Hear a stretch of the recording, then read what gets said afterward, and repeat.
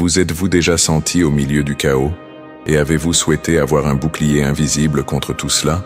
Avez-vous déjà imaginé ce que ce serait de marcher avec assurance, sans peur, alors que tout semble s'effondrer autour de vous? La vérité était qu'il existe un code millénaire qui entraînait les guerriers, les empereurs et les grands dirigeants à garder l'esprit inébranlable, même sous une pression extrême. Ce code a un nom, le stoïcisme. Si des noms comme Marc Aurèle, Sénèque et Épictète ont traversé les siècles, en tant que référence en matière de sagesse, c'est parce que leurs enseignements allaient bien au-delà des simples phrases à effet. Ils ont laissé une véritable carte mentale de résistance émotionnelle, qui pourrait être exactement ce dont vous avez besoin pour prendre le contrôle de votre vie de manière définitive. Et le plus impressionnant, c'est que vous n'avez pas besoin de devenir un moine pour appliquer cela dans votre vie quotidienne. Il suffit de comprendre 3 principes fondamentaux qui seront révélés dans cette vidéo et qui peuvent vous protéger émotionnellement contre les critiques, les échecs et même les pertes. Imaginez pouvoir agir avec courage, calme et clarté, même quand tout semble mal tourner. C'est exactement ce que vous allez découvrir ici. Restez jusqu'à la fin car dans le dernier bloc, je vais partager une pratique stoïcienne puissante, utilisée par les généraux romains, qui peut transformer complètement votre façon de gérer le stress. Et le meilleur, vous pourrez la mettre en pratique dès aujourd'hui. Préparez-vous car aujourd'hui vous allez apprendre à agir comme si rien ne pouvait vous ébranler. Et avec le stoïcisme, c'est réellement possible. Si nous voulons comprendre le véritable pouvoir du stoïcisme, nous devons d'abord reconnaître une vérité inconfortable. Nous ne contrôlons pas la majeure partie de ce qui se passe dans le monde. Les gens vont nous juger, les plans vont échouer et l'inattendu va surgir. Cependant, même face à tout cela, il y a encore quelque chose que personne ne peut nous enlever, notre réponse interne. C'est précisément là que le stoïcisme intervient. Non pas comme une théorie philosophique distante, mais comme un outil pratique pour vivre avec force, présence et discernement. Nous allons maintenant explorer les 3 piliers fondamentaux de cette philosophie, capables de transformer profondément la façon dont nous envisageons la vie. Le premier principe est « Contrôlez ce qui est à votre portée et libérez-vous du reste ». Épictète, l'un des grands noms du stoïcisme, disait « Certaines choses sont sous notre contrôle, d'autres non ». Cette distinction semble simple, mais peu de gens vivent véritablement en se basant dessus. Combien de fois avez-vous gaspillé de l'énergie à essayer de changer quelqu'un? Combien de nuits blanches à cause de critiques inévitables? Combien de décisions ont été affectées par la peur des jugements d'autrui? Lorsque nous nous concentrons sur ce qui n'est pas sous notre contrôle, nous entrons dans un cycle de frustration et d'impuissance. Mais en recentrant notre attention sur ce qui est réellement entre nos mains, nos pensées, nos attitudes et nos choix, nous récupérons du pouvoir, nous gagnons en force, et à partir de là, nous cessons de réagir par impulsion et nous commençons à agir avec intention. Le deuxième principe est que l'adversité fait partie du chemin. Ce n'est pas une exception. Imaginez quelqu'un traversant une tempête. Alors que beaucoup essaient de fuir la pluie, le stoïcien marche avec assurance, conscient qu'il ne peut pas contrôler le climat, mais qu'il peut contrôler ses propres pas. Les anciens stoïciens ne considéraient pas les problèmes comme des punitions ou des injustices, mais comme une partie du processus de maturation. Pour eux, la douleur, l'échec et même la perte étaient des opportunités de forger l'âme. Sénèque a écrit « Aucun vent n'est favorable à celui qui ne sait pas où il va ». Quand vous comprenez que la douleur fait partie du processus, elle perd le pouvoir de vous paralyser. Vous apprenez, vous grandissez et vous avancez plus fort. Si vous traversez un moment difficile maintenant, considérez que ce défi n'est peut-être pas venu pour vous détruire, mais pour vous préparer. Le troisième principe est que la vertu est le véritable succès. Nous vivons dans une société qui mesure le succès par des chiffres, argent, célébrité, abonnés. Mais le stoïcisme enseigne quelque chose de complètement différent. Le vrai succès est de vivre avec vertu, c'est-à-dire avec sagesse, courage, justice et maîtrise de soi. Un stoïcien peut tout perdre à l'extérieur, mais s'il conserve ses valeurs à l'intérieur, il reste victorieux. Parce que la paix intérieure ne dépend pas des circonstances extérieures, mais du fait de savoir que l'on a agi correctement, même quand c'était le plus difficile. Combien de fois avez-vous cédé juste pour plaire, même en trahissant vos principes?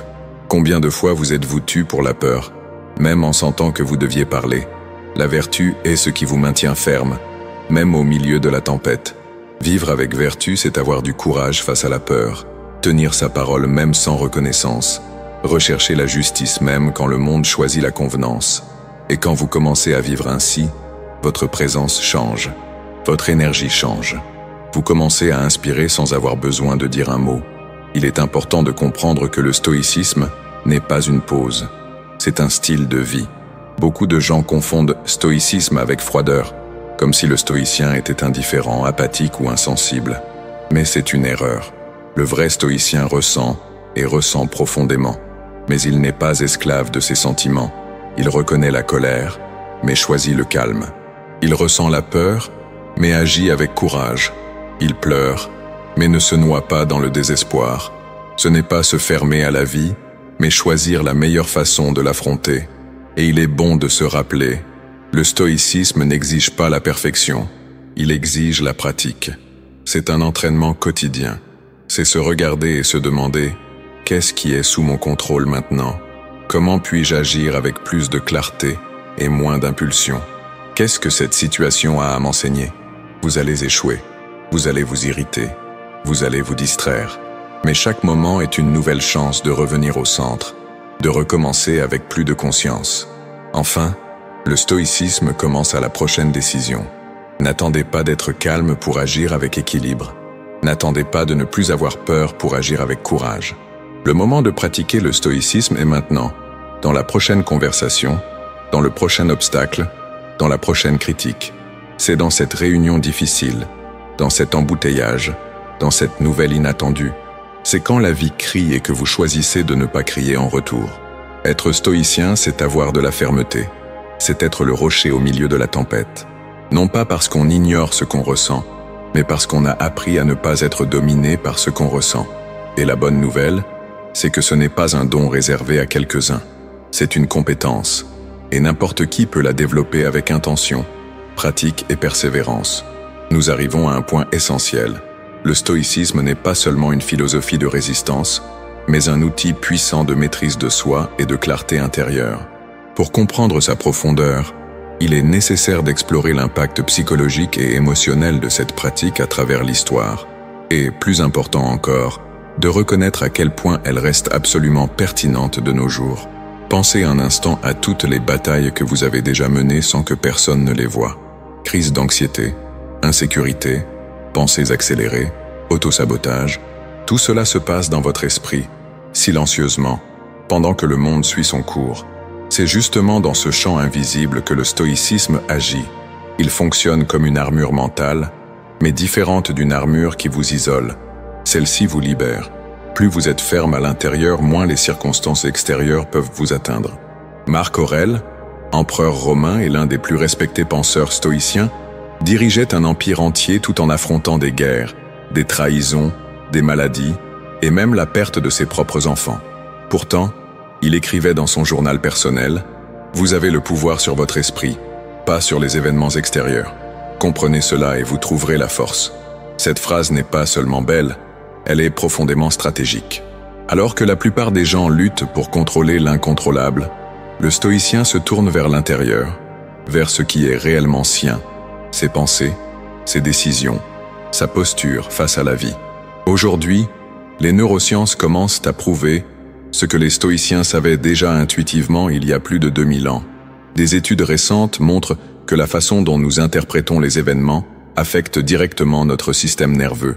Par exemple, lorsque nous réagissons avec colère ou désespoir, notre corps libère des hormones du stress comme le cortisol, qui, en excès, affaiblissent le système immunitaire, affectent la qualité du sommeil et même la clarté mentale.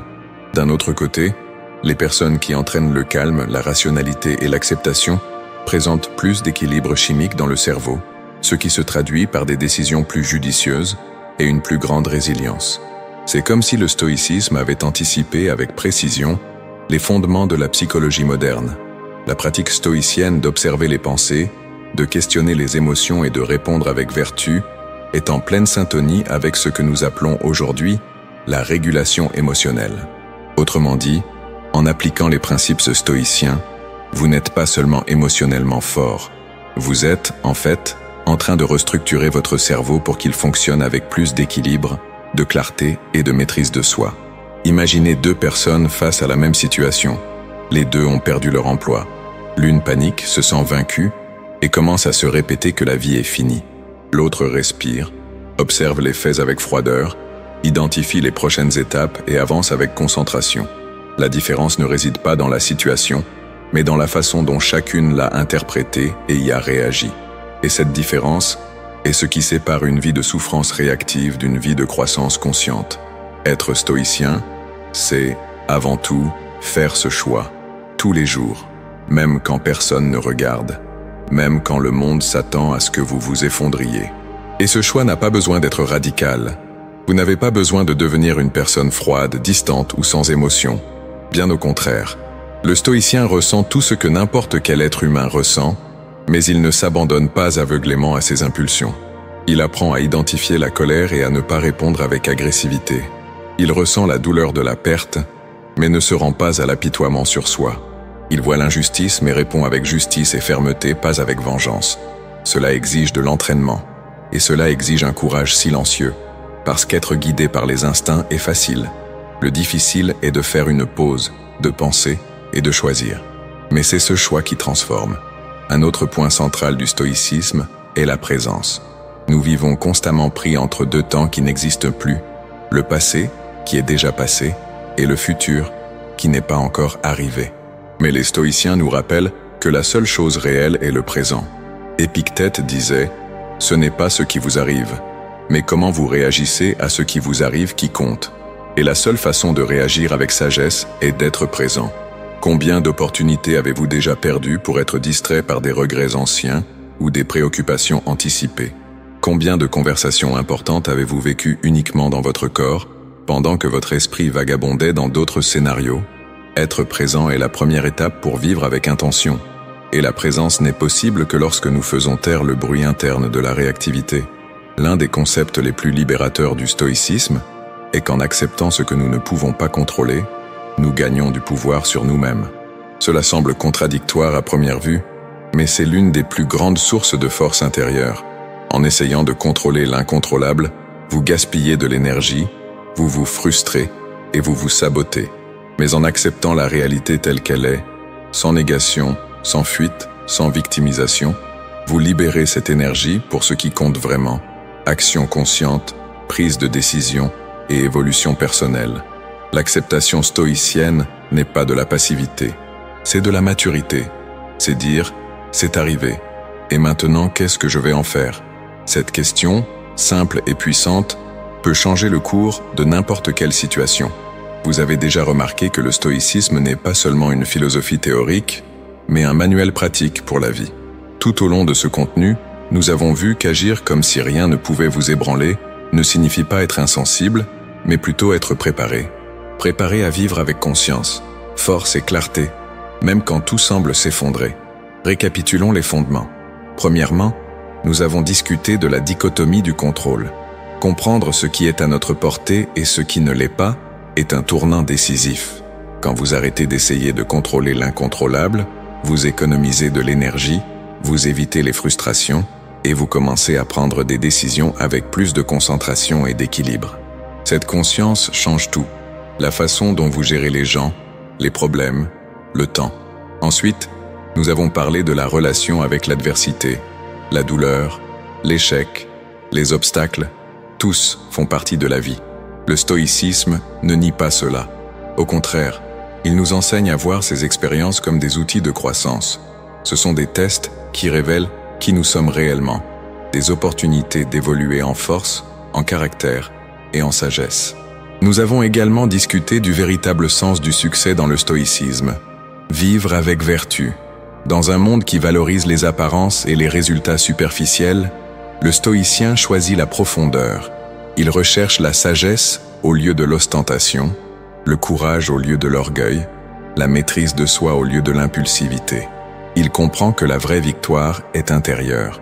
Dans le troisième bloc, nous avons exploré les implications pratiques et émotionnelles de cette philosophie. Nous avons vu comment elle résonne avec les neurosciences modernes, comment elle fortifie l'esprit et réorganise la façon dont nous pensons et ressentons. Et surtout, nous avons vu qu'être stoïcien est un choix quotidien, constant, silencieux et puissant. Mais maintenant arrive la partie la plus importante. Qu'allez-vous faire avec cela? Comprendre est une chose, pratiquer en est une autre. Vous pouvez écouter 1000 enseignements, lire des dizaines de livres, suivre les plus grands penseurs du monde. Mais si vous n'appliquez rien de tout cela dans votre prochaine réaction, dans votre prochaine conversation, dans votre prochain moment de tension, alors rien ne change. Le stoïcisme commence maintenant. Dans la prochaine pensée qui surgira, dans la façon dont vous allez interpréter cette semaine difficile, dans votre décision de répondre avec fermeté au lieu de colère, dans votre engagement à ne pas vous livrer au chaos émotionnel, même quand tout vous y pousse. La vérité est simple et pour cela si puissante. Vous avez déjà en vous la force d'être inébranlable. Ce qui manque, ce n'est pas le pouvoir, c'est la clarté. La clarté pour se rappeler que vous n'avez pas besoin de réagir automatiquement à tout. La clarté pour comprendre que chaque défi est une invitation à grandir. La clarté pour vivre avec plus de conscience, plus de présence, plus de direction. Et si vous êtes arrivé jusqu'ici, cela montre déjà quelque chose de très important.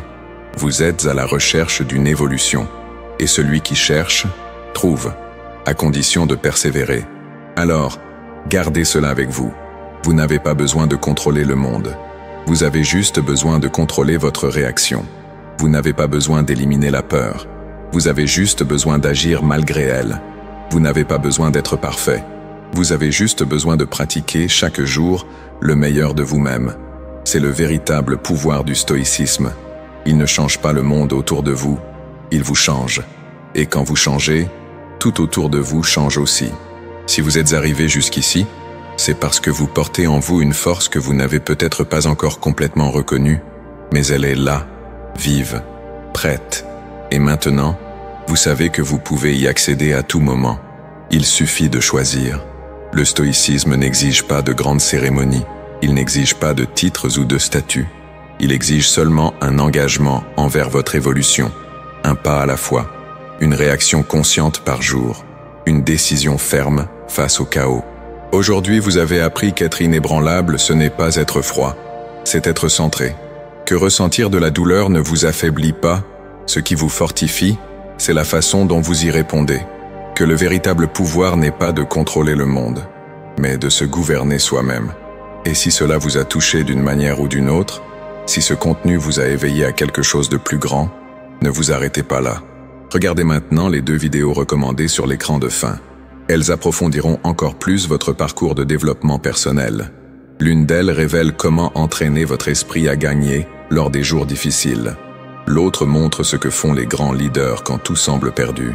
Et avant de partir, commentez ici en bas. Je choisis d'agir avec fermeté, quoi qu'il arrive. Cette phrase est plus qu'un commentaire. C'est un engagement. Une déclaration publique que vous prenez le contrôle de votre parcours. Et à vous qui êtes restés jusqu'à la fin, mes félicitations. Vous faites partie du groupe rare de personnes qui non seulement cherchent la connaissance, mais qui sont prêtes à se transformer avec elle. Commentez aussi. Je suis arrivé jusqu'à la fin, je suis persévérant, je vais gagner. Ce n'est pas qu'une phrase, c'est votre nouvelle identité. Agissez comme si rien ne pouvait vous ébranler, car avec conscience, pratique et intention, rien ne pourra vous arrêter.